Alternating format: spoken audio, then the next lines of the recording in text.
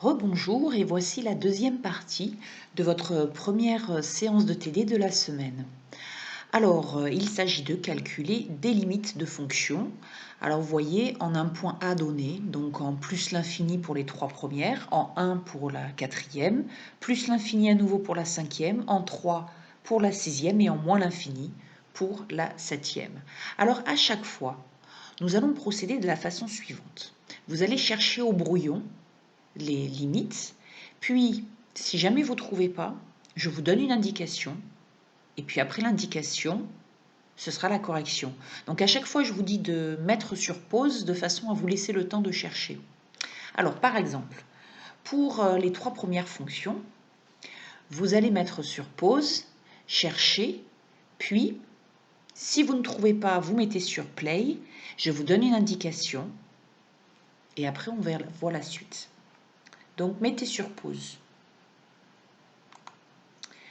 Alors, voilà pour ceux qui n'ont pas trouvé, voilà une indication pour les trois premières questions, puisqu'il s'agit de calcul de limite de fraction de polynôme en plus l'infini.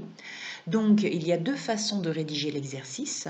Soit on utilise la notation avec les équivalents, que nous avons vu dans la partie 3 de l'amphi de vendredi dernier. Donc tout polynôme est équivalent en plus ou moins l'infini à son terme de plus haut degré. Et puis on sait aussi que le produit d'équivalent, c'est l'équivalent du produit, et que l'équivalent d'un quotient, c'est le quotient des équivalents. Voilà. Ou alors on peut rédiger aussi en utilisant la limite quand x tend vers plus l'infini d'un quotient de polynôme qui est égal à la limite du quotient des termes de plus haut degré. Donc ça, c'est ce qu'on a vu dans le précédent chapitre.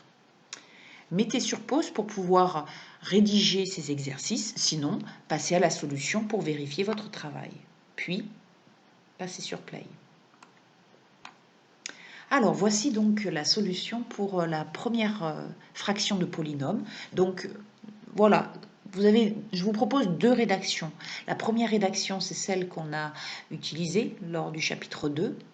Donc, la limite de f de x est la limite du quotient des termes du plus haut degré. Donc ici, on a un produit. Donc, le terme du plus haut degré, c'est x puissance 4 fois x puissance 2. Et au dénominateur, c'est, attention, il ne faut pas oublier le coefficient 2x fois x cube fois x carré. Voilà. Donc, on simplifie. X puissance 4 fois x puissance 2, ça fait x puissance 6. Et au dénominateur, on a également x puissance 6. Donc, il ne nous reste plus qu'un demi. Donc, la limite de f de x en plus l'infini, c'est un demi. La rédaction avec les équivalents qu'on a vu en amphi vendredi dernier. Donc, f de x, qui est un quotient de polynôme, est équivalent en plus l'infini au quotient des équivalents de chacun des polynômes. Donc en fait, ça revient à faire exactement la même chose que précédemment. C'est une autre façon de noter les choses. Si vous voulez, ça nous évite d'écrire limite devant f de x et limite devant le quotient des polynômes. Par contre, attention, il ne s'agit pas d'un symbole égal qu'il va falloir écrire, mais équivalent en plus l'infini. Donc ici, on trouve un demi, donc après simplification bien sûr, donc la limite de f de x est égale à un demi, en plus l'infini. Voilà, donc vous pouvez maintenant rédiger les questions 2 et 3 si ce n'est déjà fait. Donc vous mettez sur pause et puis sur play après pour voir la solution. Alors, pour la fonction g, donc à chaque fois, j'ai mis la rédaction 1 et la rédaction 2. Donc, je vous laisse découvrir ces solutions. Je ne pense pas que, de ma part, vous ayez besoin de plus d'explications. Donc, je vous laisse regarder, mettre sur pause et puis ensuite mettre sur play pour voir la question suivante. Alors, oups, j'ai déjà donné l'indication. Donc, pour la question suivante, pareil, vous réfléchissez. Et puis, si besoin est, vous regardez l'indication, sinon, la solution. Voilà, donc l'indication pour la question 4, si jamais vous bloquez sur la question 4. Donc, il s'agit d'une forme indéterminée, parce que quand c'est la limite quand x tend vers 1 de f de x. Quand x tend vers 1, ça va donner au numérateur 1 plus 2 moins 3, ça fait 3 moins 3, 0, sur 1 moins 1, 0. Donc, il s'agit de la forme indéterminée 0 sur 0. Alors, je vous propose deux méthodes. La première méthode, vous pouvez écrire autrement la fraction. Puisque le numérateur et le dénominateur s'annulent tous les deux en 1, c'est qu'on peut écrire autrement ces deux polynômes et après simplifier. Ou alors la méthode 2, la règle de l'hospital. Je vous rappelle que quand on a une forme indéterminée 0 sur 0 ou l'infini sur l'infini, et que les fonctions f et g, enfin ici c'est pas les mêmes f que celui-là, hein, d'accord, et que le numérateur et le dénominateur sont tous les deux dérivables, alors on peut écrire que la limite quand x tend vers x0 de f de x sur g de x est égale à la limite quand x tend vers x0 de f' de x sur g' de x. Je vous laisse réfléchir, vous mettez sur pause, puis sur play pour avoir la solution. Alors, la solution.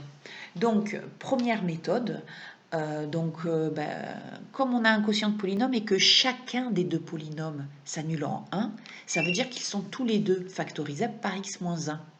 Donc pour le polynôme p de x, eh bien, il s'agit de x moins 1 fois x plus 3.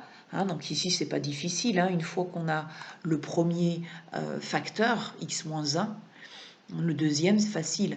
Hein, pour l'obtenir, vous allez avoir moins 1 fois plus 3 qui est égal à moins 3. D'accord? Oups.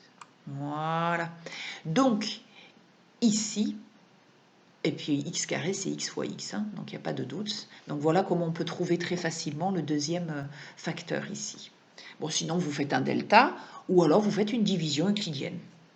De même pour le dénominateur, x cube moins 1 s'annule en 1, donc il va être factorisable par x moins 1. Et donc on peut poser la division, voilà, et on obtient ici en quotient x carré plus x plus 1, et évidemment le reste est nul. Donc s de x s'écrit sous la forme x moins 1 fois x carré plus x plus 1. Donc après on n'a plus qu'à écrire notre fonction, et hop, on peut la simplifier. Et maintenant on vérifie, est-ce que la forme, l'indétermination est bien levée? Eh bien oui, puisque quand x tend vers 1, ça fait 1 plus 3, 4 sur 3. Voilà. Alors, remarque, avec la méthode de la règle de l'hospital, donc nous allons avoir la limite quand x tend vers 1 de p sur s est égale à la limite quand x tend vers 1 de p' sur s'. La dérivée de p, alors attention, hein, p il est ici, hein, donc la dérivée de p, c'est donc 2x plus 2, et la dérivée de s, c'est 3x carré, 3x carré, voilà. Et donc on n'a plus qu'à faire tendre x vers 1, et ça marche, on retrouve bien le même résultat.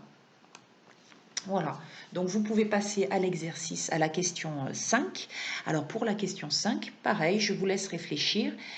Si jamais vous bloquez, vous passez à l'indication. Hein, donc là, vous mettez sur stop et puis sur play si jamais vous avez besoin de l'indication ou de la solution, bien sûr. Alors, en fait, il n'y a pas d'indication parce que c'est une forme indéterminée, l'infini sur l'infini. On a déjà vu ça dans les 3 premières questions. Alors, sauf qu'évidemment, on n'a pas vraiment des polynômes, on n'a pas de polynôme même carrément, hein. La racine carrée, c'est pas un polynôme, hein. Mais par contre, la racine carrée, c'est puissance 1/2. D'accord? Donc ici, le terme de plus haut degré de cette expression, c'est racine carrée de x. Ici, on a x cube, bon, c'est x cube qui va l'emporter. Donc, en fait, au numérateur, on va obtenir x cube comme terme de plus haut degré, et au dénominateur, ça va être la racine carrée de x, c'est-à-dire la puissance 1/2. Voilà. Donc, en fait, on travaille comme si on avait affaire à des polynômes, sauf que racine carrée de x, je le répète, ce n'est pas un polynôme, mais on dit que c'est x puissance 1/2. Voilà, donc voilà la première rédaction, hein, en écrivant la limite devant chaque expression, bien entendu. La deuxième rédaction avec les équivalents. Je vous laisse éventuellement mettre sur pause si vous voulez rédiger. Et ensuite, vous passez à la question suivante. Toujours pareil, si jamais vous bloquez, vous regardez l'indication. Il me semble bien que j'en ai mis une cette fois-ci. Et sinon, vous passez à la solution. Alors, voilà l'indication de la question 6. Donc la question 6, on obtient pour a égale 3, racine carrée de 4, c'est-à-dire 2 moins 2, 0, sur 3 moins 3, 0. Donc c'est une forme indéterminée de la forme 0 sur 0. Alors ici, je vous propose 2 méthodes. Soit la technique 4, la méthode du nombre dérivé. Vous savez, vous avez la forme f de x moins f de x0 sur x moins x0. Et x0, c'est 3. D'accord? Voilà. Donc, on va pouvoir dire que cette limite est égale à la dérivée de la fonction f, hein, celle-là, attention, pas celle-là, hein, ok, de la racine carrée de x plus 1 en fait, en 3. Allez, je vous laisse réfléchir. La méthode 2, c'est la règle de l'hospital, qui va très bien marcher aussi. Voilà, je vous laisse réfléchir. Vous mettez sur pause et après sur play pour avoir la solution. Alors, la solution, donc avec le nombre dérivé, donc j'ai dit cette fois-ci que, voilà, donc j'ai pas utilisé les mêmes notations que pour la définition, c'est-à-dire que j'ai appelé cette fonction g de x, hein, d'accord, c'est plus facile. Donc g de x moins g de 3, effectivement, d'accord, sur x moins 3, et on cherche la limite quand x tend vers 3. Voilà, donc il nous suffit de calculer la dérivée de g en 3 pour obtenir la limite. Donc la dérivée de racine carrée de x plus 1, c'est 1 sur 2 racine carrée de x plus 1, hein, c'est u' sur 2 racine carrée de u. Voilà, donc on obtient le résultat 1/4.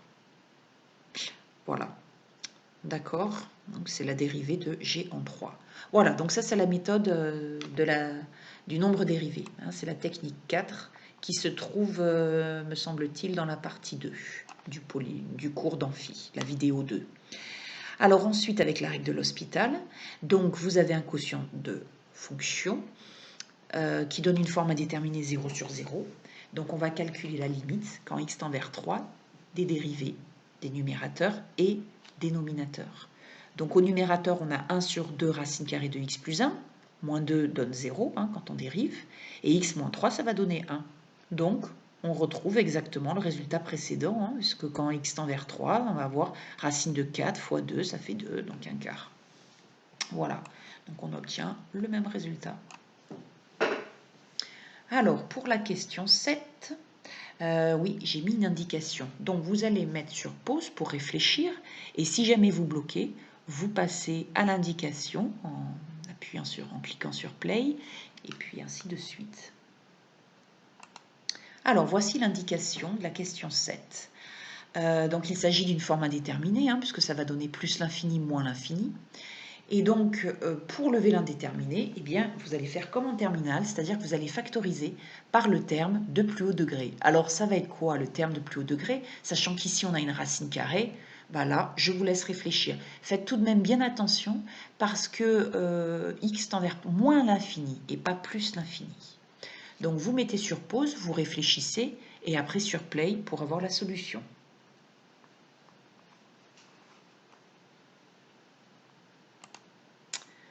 Alors, voici la solution. Donc, comme on le disait tout à l'heure, hein, c'est forme indéterminée plus l'infini moins l'infini.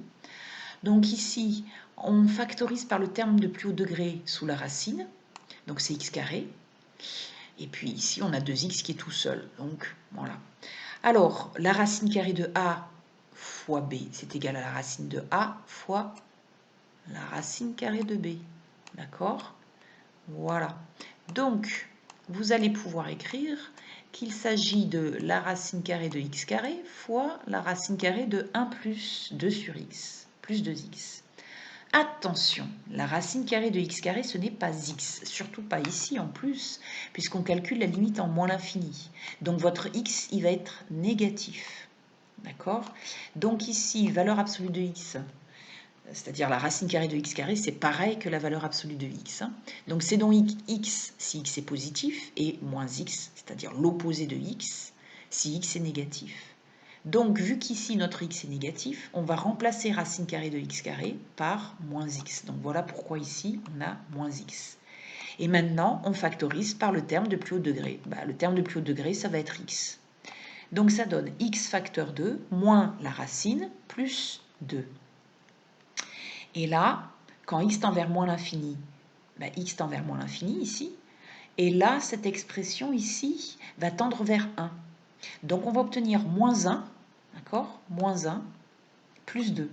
Donc ça va faire 1. Voilà. Et 1 fois plus l'infini, voilà. Donc là, il y a une erreur. 1 fois moins l'infini. Ok. Ouais, c'est ça. Une erreur, hein, d'accord? Donc là, c'est moins l'infini, du coup. La limite, c'est moins l'infini. Voilà, il y a une erreur. Désolée, excusez-moi. Ouais, c'est un petit peu... Voilà, donc ici, il y a moins l'infini. On va l'écrire bien ici. Voilà, la limite, c'est moins l'infini. Bien, ben, j'espère que tout s'est bien passé de votre côté. Alors, je dois vous avouer que ces calculs de limite, en général, sont un peu compliqués pour les étudiants. Donc, ne vous inquiétez pas si vous avez des difficultés. C'est tout à fait normal. Donc, c'est pour ça que j'ai donné quelques indications par-ci, par-là. Voilà, donc on se retrouve pour la deuxième séance de TD de la semaine. Je ne vous donne pas d'exercice pour d'ici là. Et puis, bon courage et à bientôt. Au revoir.